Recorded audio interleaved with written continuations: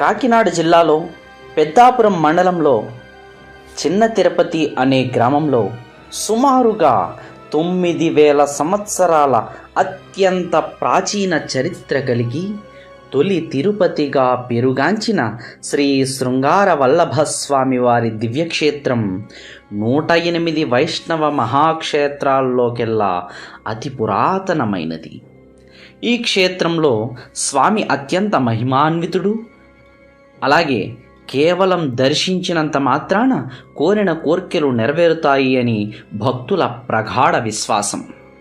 అందుకే ఈ స్వామివారిని దర్శించుకోవడానికి పరిసర ప్రాంతాల వారు సుమారు 100 కిలోమీటర్ల దూరం నుండి కూడా భక్తులు కాలినడకన గోవింద నామస్మరణతో ఈ క్షేత్రానికి వచ్చి దర్శించుకుంటున్నారంటే ఈ స్వామి ఎంత శక్తివంతులో అర్థమవుతుంది కదా.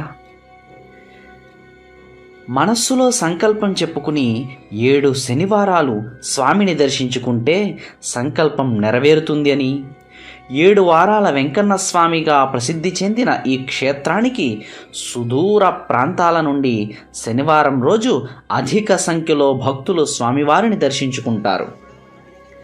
ఈ విధంగా 7 వారాలు పూర్తి అయిన తరువాత వారి సంకల్పం నెరవేరిన పిదప స్వామికి పటిక బెల్లం సమర్పణ చేయడం ఈ క్షేత్రంలో విశేషంగా భక్తులు చెబుతుంటారు.